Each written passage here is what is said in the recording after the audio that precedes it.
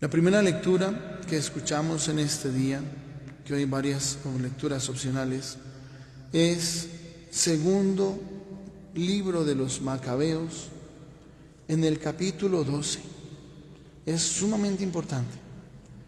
Ahora, no olvidemos que es Sagrada Escritura. O sea, no estamos basando nuestra doctrina en cosas de hombres. Sagrada Escritura. Y es hermoso porque es uno de los textos más importantes que nosotros encontramos en la Sagrada Escritura. ¿Por qué tan importante? Porque es historia. Es historia. Bien sabemos que han sucedido unos grandes momentos en la historia del pueblo de Israel que han marcado todo, han marcado totalmente la identidad del pueblo de Israel. La han marcado, porque fueron momentos de crisis muy, pero muy grandes. O sea, momentos sumamente traumáticos en la historia del pueblo de Israel. Uno de ellos, pues, sabemos cuando Dios llama a Abraham, forma el pueblo, la promesa de que su hijo, Isaac, sería el padre de naciones. Cuando le pide que le ofrezcan sacrificio, pues dice, pues porque lo va a resucitar, no hay de otra. Y viene ese proceso en que después sus hijos son las 12 tribus de Israel. O sea, es el primer momento, el llamado del pueblo de Israel a partir de Abraham y su descendencia, que desemboca con ese momento de la formación de las 12 tribus de Israel. Los hijos de Jacob. Bien sabemos que Esaú pues vendió su primogenitura. Él lo sabe.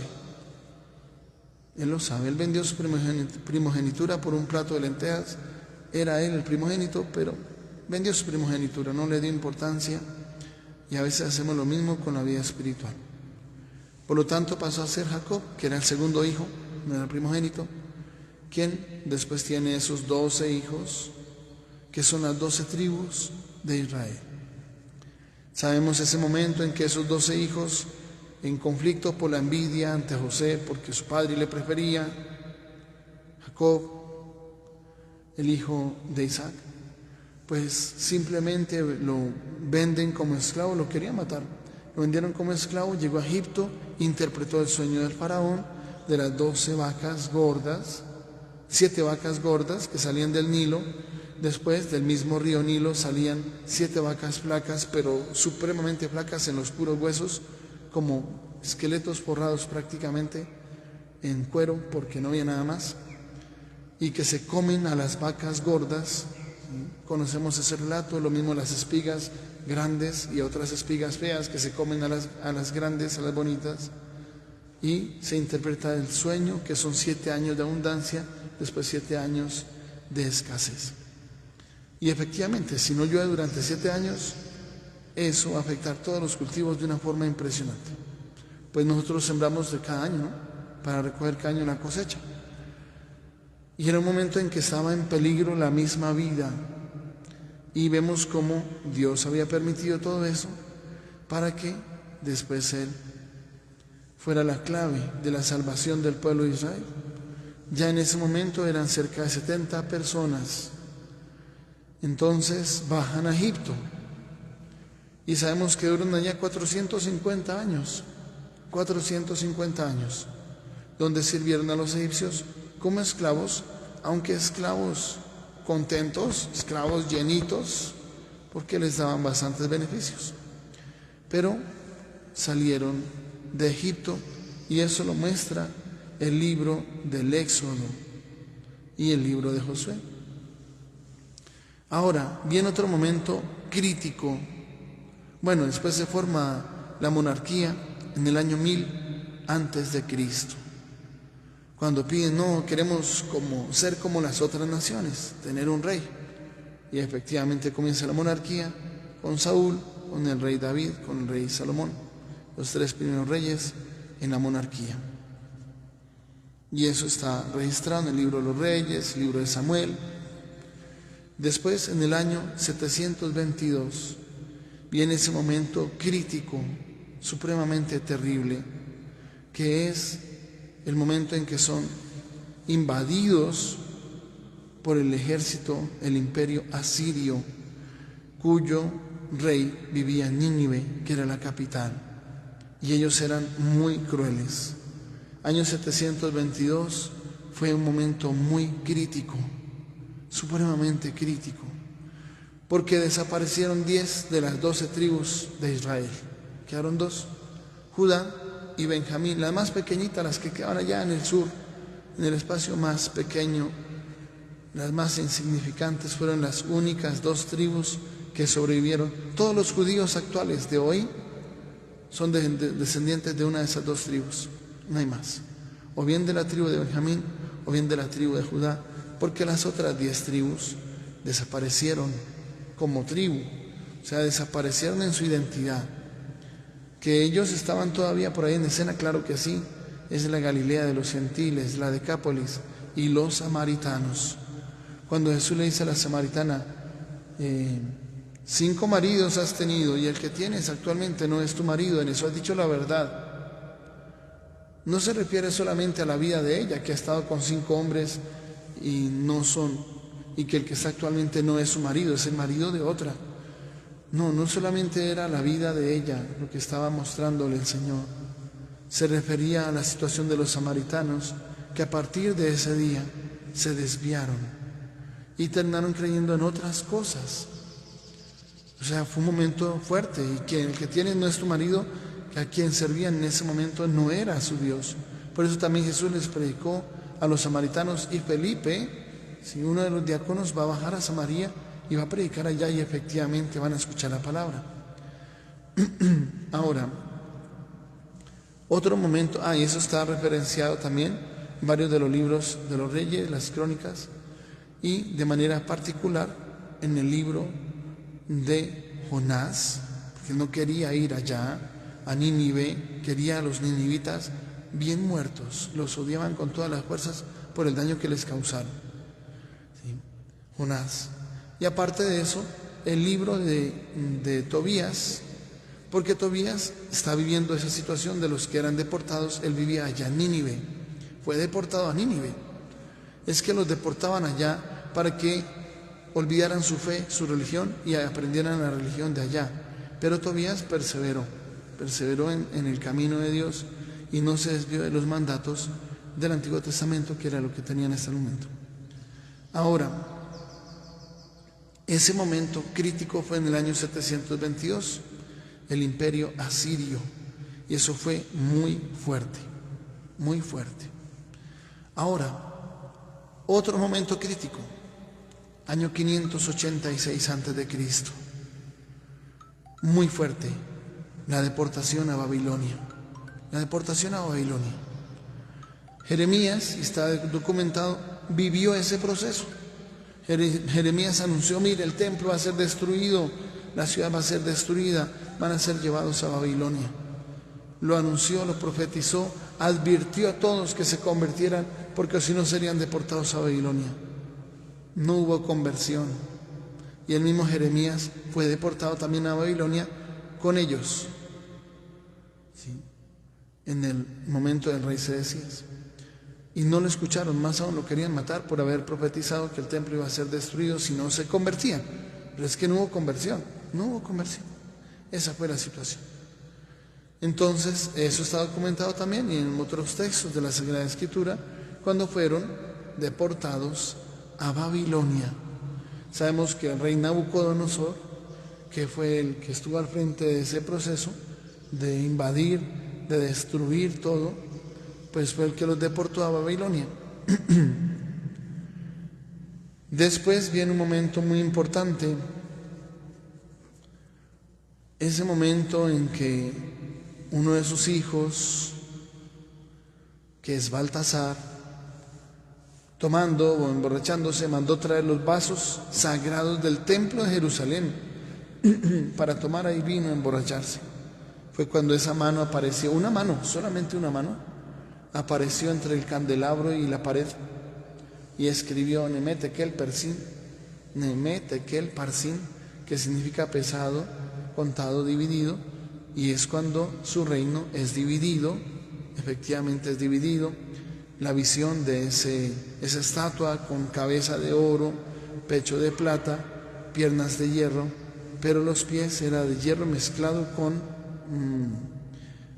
barro, que el barro y el hierro no se mezclan, era porque había una división interna en ese momento en el reino, y efectivamente hizo que se debilitara. Y cuando llegó el momento de la invasión del rey de los persas y los medos, que era Ciro, reinó en su lugar, y fue ahora el imperio que estaba dominando todo. Eso está registrado en el libro de Esdras, de Nehemías, cuando se reconstruyó ese templo de Jerusalén que estaba en ruinas, que quemó Nabucodonosor, se restauró. Momento fuerte, crítico. Ahora, el siguiente momento histórico fuerte, después de que muere Ciro, lo sucede Darío, el rey de los persas y los medos, sucediendo a su papá, Ciro, el rey de Persia.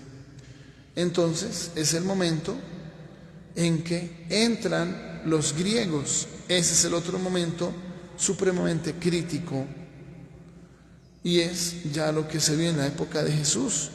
En la época de Jesús ya estaban los griegos y después los romanos. Grecia dominó por la cultura, Roma dominó por las armas. En la época de Jesús ya estaba ahí el imperio romano, ya tenían ahí su procurador Poncio Pilato, estaba Herodes, ¿sí? Ya estaba Herodes en escena, ya estaba el emperador, que en ese momento era el que llamaban el César, o el emperador, ese es el título, el César o el emperador, era Tiberio, era el emperador que estaba en la época de Jesús. O sea, ya había una invasión. Los griegos en el año 333, que fue liderado por Alejandro Magno, Alejandro de Macedonia, el hijo de Filipo, invadió el pueblo, derrotó a Darío, el rey de los persas y los medos, el hijo de Ciro, que reconstruyó el segundo templo, reinó en su lugar, empezando por la Hélada, y puso sus distintos gobernadores. Ahí en el sector de Israel, el gobernador que llegó fue Antíoco Epífanes, que viene a mencionarlo el libro de los Macabeos. Por eso en Primera Macabeos 1 está la conexión con el libro de Esdras, porque en Esdras 1 está el decreto de Ciro, rey de Persia, y dice que Darío, el hijo de Ciro, fue el que reinaba en ese momento. Entonces es otro momento histórico sumamente importante. Eso está registrado en el libro de los Macabeos. O sea, mire que es historia, y esto es sumamente importante que lo tengamos en cuenta. Es historia. El libro de los Macabeos es uno de los libros más importantes porque está mostrando uno de esos momentos críticos y traumáticos del pueblo de Israel. O sea, cuando a nivel protestante quitan el libro de los Macabeos, no tienen ningún argumento para hacerlo. No, que es que está escrito en griego, eso es un idioma profano. Precisamente por eso sabemos que está escrito en griego, porque los griegos invadieron e impusieron su idioma. Si Estados Unidos invadiera Colombia y se impone su idioma, el inglés, y en todas las escuelas se enseña inglés, en inglés todo se enseña, con sus profesores ingleses, ¿sí? Nativos, enseñando todo en inglés, todas las materias, español, sociales, todo enseñado en inglés. Usted aprende a hablar inglés. 30 años después todo el mundo está hablando inglés. Pues fue lo que pasó con Macabeos. Por eso está escrito en griego, porque todo el mundo comenzó a hablar griego. Todo el mundo, por eso también el Nuevo Testamento está escrito en griego. Es que la misma razón, no es otra. Y es el mismo acontecimiento histórico, año 333, la invasión de los griegos. Momento de crisis terrible en el pueblo, claro que sí. ¿Cómo no va a estar documentado eso en la historia? ¿Cómo va a quitarse Macabeos? O sea, ¿qué argumento tiene? No, es que Dios, yo opino que es que Dios quiso hacer silencio, el túnel del silencio. No, que es que Dios durante 400 años no habló nada. ¿De dónde saca eso? O sea, muéstreme históricamente, bíblicamente alguna cosa, al menos un texto en la Biblia, al menos, donde diga, no, es que Dios no quiso hablar durante 400 años. Dios hizo silencio. Bueno, ¿y por qué hizo silencio? ¿Estaba castigando o qué? ¿No le habló a su pueblo porque qué? ¿Lo abandonó? ¿Se olvidó de su pueblo? ¿O por qué no hablaba? ¿Por qué Dios querría hacer silencio? ¿Por qué? O sea, es que no tiene ningún argumento válido. No tiene ningún argumento válido. Y qué curioso, a nivel protestante se ataca que los santos no, pero a Martín Lutero lo tienen como un santo. Sus biografías lo ponen como un santo, como un mártir, como un perseguido. No, no es ningún santo. No lo es. Un sacerdote rebelde y se rebeló contra la doctrina. O sea, cambiar toda la doctrina y mostrar que no, que esa doctrina del papado estaba equivocada y que él tenía que armar una nueva doctrina. Y si decía que el hombre no se justifica por las obras, sino por la fe, ahí inició su nueva doctrina, pero no correspondía a la de los apóstoles. Y no olvidemos que el Señor prometió a sus apóstoles en el capítulo 14 del Evangelio de San Juan, en el versículo 25 y 26, menciona de una forma muy clara que el Espíritu Santo vendrá y los guiará hasta la verdad completa y le recordará lo que Él les ha enseñado. Y el capítulo 16 del Evangelio de San Juan, también en el versículo 12, 13 y 14, va a mencionar eso. Muchas cosas tengo que decirles, pero no pueden cargar con ellas por el momento. Cuando venga Él, el Espíritu de la verdad, los guiará hasta la verdad completa. Los guiará hasta la verdad plena y les mostrará lo que ha de venir. Ese es en lo que San Juan ya vio en el Nuevo Testamento, la Nueva Jerusalén. Eso es lo que va a venir. Ya vio el futuro, lo que le espera a la humanidad, la Nueva Jerusalén. Entonces Macabeos es un regalo del cielo, porque es la historia. Cuando Martín Lutero quitó Macabeos, lo hizo de una forma arbitraria. Él no le pidió consejo a nadie. No le pidió consejo a nadie. No fue el consenso de unas 20 personas, de unas 30 personas, o de 100 personas, o de una ciudad entera de Alemania. No. Él lo hizo arbitrariamente y de una forma egoísta, una forma rebelde, porque fue una rebeldía, no fue una reforma. Reformar, ¿qué es? Mejorar algo. Que un piso que ya está viejito, ponga uno nuevo. Eso es una reforma, ¿sí? Mejorar algo. Con Martín Lutero no hubo ninguna reforma de nada. No, él dividió, y la soberbia de él lo llevó a dividir. Cuando él inclusive escribió un libro que se llama La cautividad babilónica de la iglesia, que decía que la iglesia de Cristo estaba cautiva dentro de la Babilonia, que era la iglesia católica, que había que sacarla de allá, y que el Papa era el anticristo y que los obispos eran sus satélites, y rechazó el sacerdocio, rechazó a los obispos y armó su doctrina. Y como decía, cada uno rechazaron el Papa para cada uno convertirse en su propio Papa. Y él mismo vio esa lucha sangrienta por el poder dentro de lo que él consideró la nueva iglesia, la que sí era de Cristo, la verdadera. Él tuvo que ver luchas sangrientas por el poder. Y él mismo se dio cuenta que no estaba en camino, que lo que se hizo fue malo, fue malo.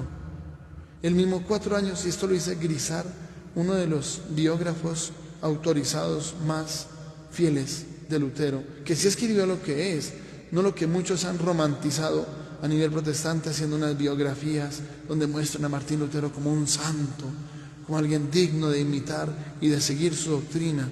Y su doctrina tiene 7 libros de la Biblia menos. Lo ven como un santo. No, vayamos a lo que fue en la historia de verdad. El mismo Martín Lutero, después de 4 años de que puso a rodar esa bolita de nieve que se subdividió, y fueron muchas bolitas de nieve que iban corriendo y se iban subdividiendo, porque fue eso. Y él mismo decía, hay tantas iglesias y doctrinas, interpretaciones de la Biblia, ¿sí? Hay tantas iglesias e interpretaciones de la Biblia como cabezas. 20 cabezas pensando distintas, aparecen 20 doctrinas distintas.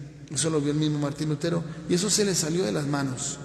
Fue una bolita de nieve que él puso a correr, él mismo la echó a correr, y se les subdividió, se les salió de las manos. Eso no lo controla nadie. A nivel protestante se reunieron como algo parecido a un concilio, como dentro de la Iglesia Católica, algo parecido a un concilio, y ahí sacaron como unas normas que son similares para todos a nivel protestante, ¿sí? Y no recuerdo exactamente cómo se llamaba. Era algo así como la dieta de Brentz. No recuerdo, sinceramente no recuerdo. Y fue ahí como un concilio para ellos, donde unificaron ciertos pensamientos. Por ejemplo, que la oración por los difuntos no, que la Eucaristía no, que el sacerdocio no. Por eso ningún canto protestante, ni uno solo, menciona la palabra Eucaristía. Sí, es algo así como la dieta de Brentz, algo así. No recuerdo exactamente. Entonces se pusieron de acuerdo en eso, pero desviándose. O sea, armaron su doctrina distinta a su acomodo. Eso fue peligroso. Y ha sido peligroso, y entre ellos vemos que después comenzaron unos a ramificarse, unos por aquí, otros por allá, que ciertos adventistas de origen baptista dicen una cosa, otros dicen que no, unos que el sábado sí, otros que el sábado no, y no se ponen de acuerdo. Y lo peor de todo es que hoy hay gente que está perteneciendo a algún grupo X y se sale y arma el suyo propio. Y se va y saca personería jurídica especial número tal, le pone algún nombre, iglesia del trasantepenúltimo día, y arma asume ciertas doctrinas, sí, va a hablar que la Virgen no, que las imágenes son ídolos, ¿sí? Y arma su doctrina tomando de aquí, de allá, de allá, de allá, y armando su propia. No, que nosotros somos los 144,000 señalados, los únicos que nos vamos a salvar, y todos los demás están perdidos. Y así muchos discursos por el estilo. Y peor cuando dicen, no, anoche el Espíritu Santo me mostró en un sueño que había un señor que estaba colgando de los pies y lo estaban bajando a un pailón grandísimo de aceite hirviendo, y que entonces lo iban a meter allá. Y él en la visión entró ahí y le preguntó, oiga, ¿por qué lo van a meter en ese aceite ardiendo? Porque soy católico. Entonces, pobrecito, es católico. Y lo metieron allá en el aceite hirviendo, ya se murió. No, ¿cuáles fantasías de esos sueños? No, menos que la doctrina esté fundada sobre eso. No, que anoche el Señor me mostró un sueño profético. ¿Seguro que es un sueño profético? Es un tema complejo.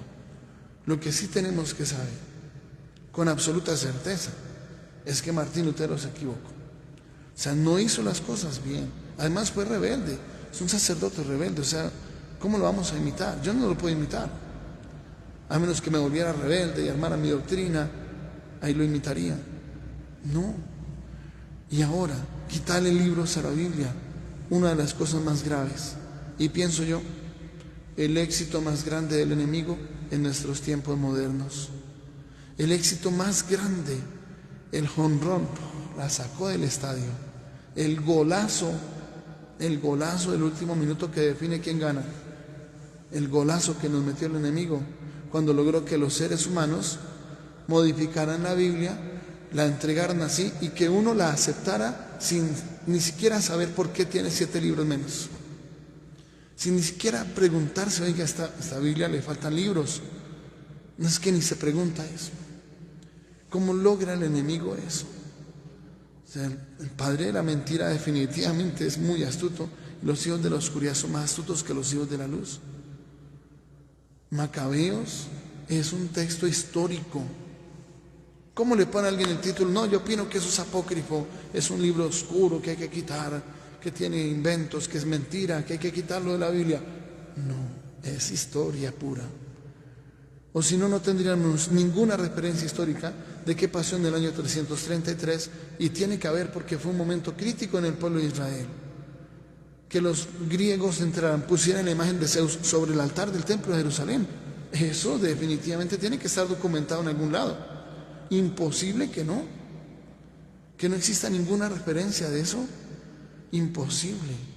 Que hubo mártires, porque cuando les imponían que se cambiaran de religión hacia la religión de los griegos, que aceptaran a Zeus, a Ateneas, a Afrodita, a Hermes, ¿sí? Y que rechazaran a Yahvé, que comieran carne de cerdo, que era la forma de apostatar de su religión y que iban a tener beneficios dentro del reino, los iban a poner de gobernadores y cosas por el estilo. Eso tiene que estar documentado en algún lado. Más aún, cuando Jesús iba al templo de Jerusalén a celebrar una fiesta, era la fiesta de la dedicación del templo. ¿Quién la instituyó? Los macabeos. En la época de los macabeos, cuando purificaron el templo, porque reconquistaron el templo con su ejército, Judas Macabeo y su ejército, que eran los más piadosos, los más celosos de su fe, conquistaron el templo, instituyeron cuando se purificó y se puso un nuevo altar, porque esas piedras que le habían puesto la imagen de Zeus encima estaban profanadas. Entonces, cuando hacen ese proceso, se llama la dedicación del templo. Jesús subió a Jerusalén a celebrar la fiesta de la dedicación del templo. Entonces, esos argumentos que el túnel del silencio y todo eso ni fundamento bíblico tiene. ¿En qué se basan? ¿En qué están creyendo? No. Ahora, si Macabeos 12 muestra la oración por los difuntos que murieron en pecado, bueno, eso es fundamental, porque eso está en la Sagrada Escritura hace más de 1300 años. Está en la Sagrada Escritura hace más de 1300 años. Sabemos que se cierra la inscripción de la Sagrada Escritura cuando muere San Juan, el apóstol, cerca del año 96. Pues estaba incluido en esa época, es la historia del pueblo de Israel. Entonces, es muy importante que lo entendamos, porque sí es Sagrada Escritura, sí es palabra de Dios, el libro de los Macabeos, sí lo es. Y ahí se habla de la oración por los difuntos. La oración por los difuntos, que es doctrina protestante al 100%, porque era para ir en contra de la venta de indulgencias. Exactamente era por eso. Y fue por eso que Martín Lutero lo quitó, no fue otra su motivación. No tiene otro argumento tampoco para quitarle Macabeos. No, que está escrito en griego. No. Todo el Nuevo Testamento también. El mismo griego. Entonces, es muy importante. Segundo Macabeos 12 habla de la oración por los difuntos y específicamente viene a decir en esos últimos versículos de ese texto de segundo Macabeos 12, que es un pensamiento santo y piadoso. Dice: después de haber reunido entre sus hombres cerca de 2000 dracmas, que eran monedas en plata, o sea, una ofrenda grande, significativa, la mandó a Jerusalén para ofrecer un sacrificio por el pecado, obrando muy hermosa y noblemente, pensando en la resurrección, pues de no esperar que los soldados caídos resucitarían, habría sido superfluo y necio rogar por los muertos. Mas sí consideraba que una magnífica recompensa está reservada a los que duermen piadosamente. Era un pensamiento santo y piadoso. Por eso mandó hacer este sacrificio expiatorio en favor de los muertos, para que quedaran liberados del pecado. Eso es el purgatorio. Y esta doctrina de 2000 años atrás no es algo que nos inventamos hace 500 años, hace 1000 años. No. Allá en el cementerio fue donde encontraron al Papa Sixto II y lo martirizaron ahí mismo en el cementerio, y a 3 de los diáconos, y después fue San Lorenzo a los 3 días, diácono que estaba administrando los bienes en Roma. Entonces, y patrono de los bibliotecarios que conservaban los libros de la iglesia en ese momento. Entonces, ese es un punto muy importante. Inclusive los judíos desde hace 3000 años rezan por los difuntos. O sea, ni siquiera es una cosa expresamente de la Iglesia Católica, que se le inventó la Iglesia Católica. No, los judíos siempre han orado por los difuntos, hacen velorios, la velación de un difunto, ¿sí? Eso lo hacían y lo llevaban después a sepultar. O sea, que los judíos nunca hayan hecho oración por los difuntos, eso no existe. Aún hoy, entre los judíos ortodoxos, los más cercanos a la fe pura de hace 2000 años, hoy muere alguien y hacen durante 11 meses una oración que se llama Kadash, y es una oración por los difuntos. Y eso ya estaba dentro de la conciencia colectiva del siglo I, siglo II, la oración por los difuntos. Si aún hoy los judíos lo siguen haciendo, ¿cómo nos iba a hacer en el siglo I? ¿Que Pedro, que Santiago, que Juan no oraran por los difuntos? No.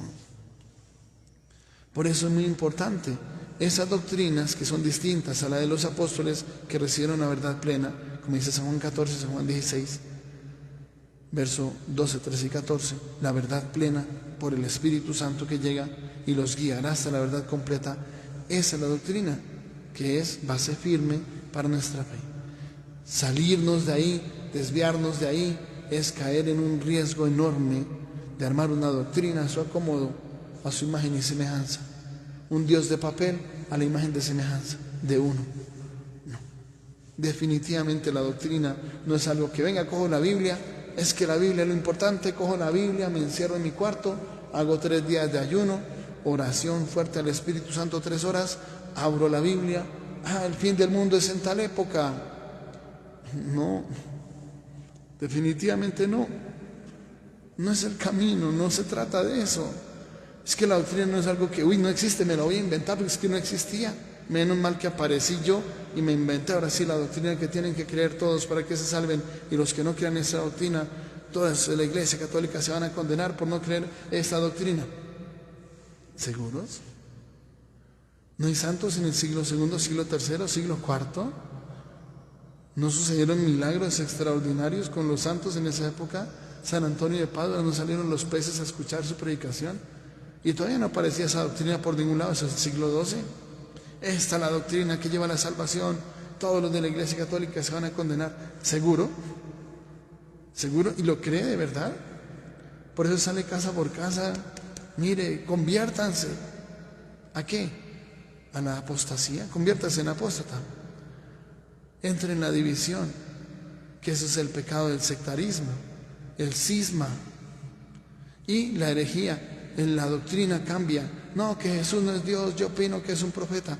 Mucha gente sale hoy diciendo eso a las casas, que Jesús es un profeta, y testigos dicen eso, que Jesús solamente es un profeta, que Jesús no es Dios, que ustedes para qué creen en la idolatría, porque están adorando un pan, esa es la idolatría, y detrás del ídolo está Satanás, entonces están adorando a Satanás.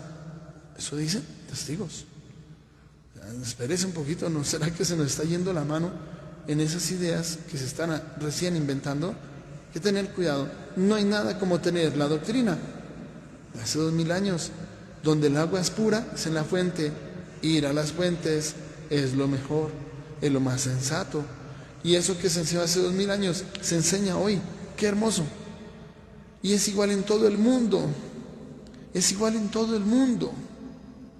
Si usted hoy va a cualquier parte del mundo, encuentra una iglesia católica, va a escuchar hasta las mismas lecturas de hoy, va a escuchar la misma predicación y va a pasar a comulgar, y es el mismo Cristo Jesús presente en la Eucaristía, que es Dios.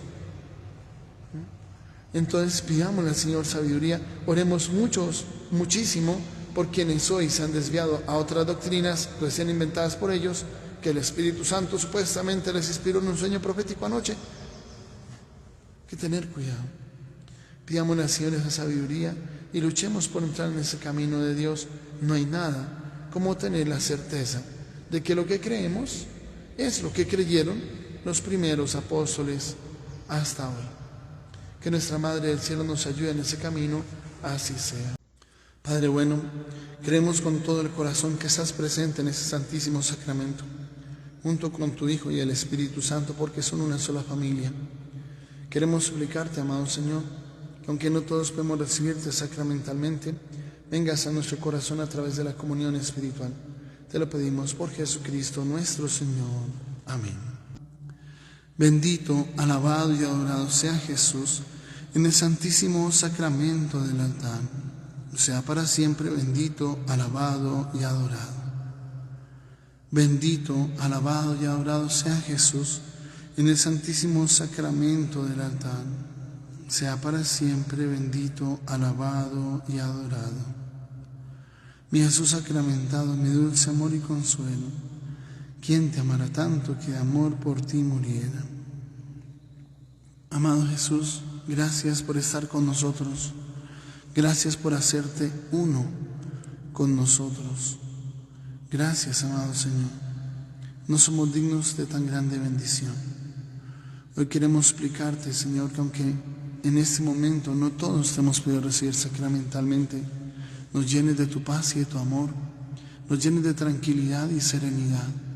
Manifiesta tu poder en nosotros, Señor, rompiendo ataduras en nuestra vida y haciendo tu obra en nosotros. En un momento de silencio hablemos con el Señor y desahoguemos ante Él nuestro corazón.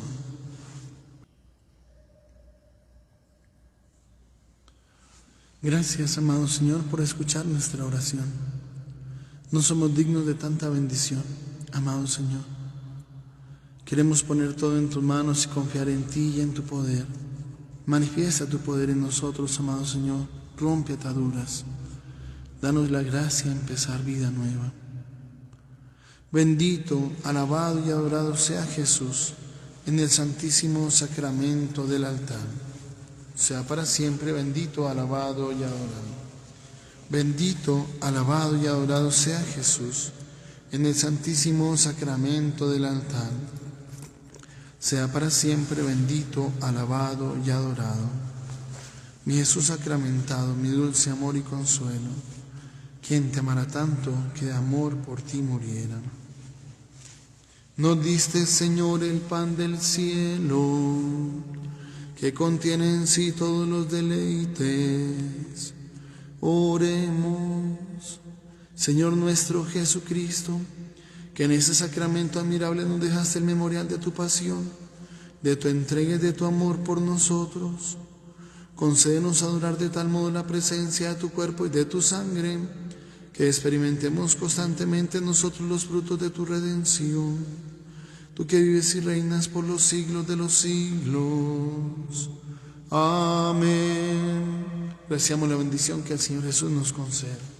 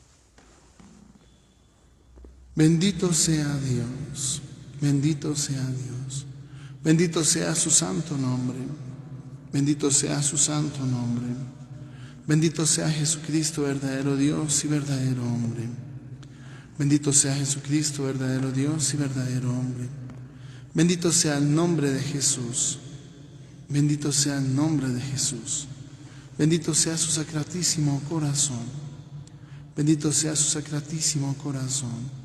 Bendita sea su preciosísima sangre. Bendita sea su preciosísima sangre. Bendito sea Jesús en el santísimo sacramento del altar. Bendito sea Jesús en el santísimo sacramento del altar. Bendito sea el Espíritu Santo Paráclito. Bendito sea el Espíritu Santo Paráclito. Bendito sea el Espíritu Santo Abogado Defensor. Bendito sea el Espíritu Santo Abogado Defensor. Bendito sea el Espíritu Santo Consolador. Bendito sea el Espíritu Santo Consolador. Bendita sea la excelsa Madre de Dios, María Santísima. Bendita sea la excelsa Madre de Dios, María Santísima. Bendita sea su santa e inmaculada concepción. Bendita sea su santa e inmaculada concepción. Bendita sea su gloriosa asunción. Bendita sea su gloriosa asunción. Bendito sea el nombre de María Virgen y Madre. Bendito sea el nombre de María Virgen y Madre. Bendito sea San José, su castísimo esposo. Bendito sea San José, su castísimo esposo. Bendito sea Dios en sus ángeles y en sus santos. Bendito sea Dios en sus ángeles y en sus santos. Señor, danos sacerdotes santos. Señor, danos sacerdotes santos. Señor, danos religiosas y religiosos santos. Señor, danos religiosas y religiosos santos. Señor, danos familias santas. Señor, danos familias santas. Señor, danos tu paz. Señor, danos tu paz. Señor, haz de nosotros instrumentos de tu paz. Señor, haz de nosotros instrumentos de tu paz. Bendigamos al Señor. Demos gracias a Dios. Feliz día, feliz resto de semana para todos. Hoy, por cierto, creo que hoy se puede alcanzar la indulgencia plenaria por los fieles difuntos. Si uno cumple el proceso de confesarse, comulgar, ofrecer alguna obra de misericordia y orar por el Papa. Entonces se alcanza la indulgencia plenaria por nuestros seres queridos que están en la eternidad en este día, que es un regalo grande que ojalá podamos aprovechar. Ir a algún templo, ir a hacer oración por el Papa y comulgar, confesadito, en gracia de Dios, ese es un regalo. Y alguna obra de misericordia. Entonces, cordialmente invitados para hacer esa obra de misericordia con nuestros seres queridos. Feliz día para todos. Hay momentos que las palabras no alcanzan para decirte lo que siento por ti, mi buen Jesús. Hay momentos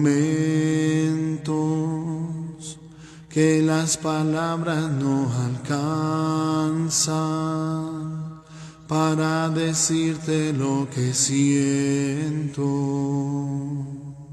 por ti, mi buen Jesús. Te agradezco, Señor, por todo lo que has hecho, Señor, por todo lo que haces y todo lo que harás. Te agradezco, Señor, por todo lo que has hecho, Señor, por todo lo que haces y todo lo que harás.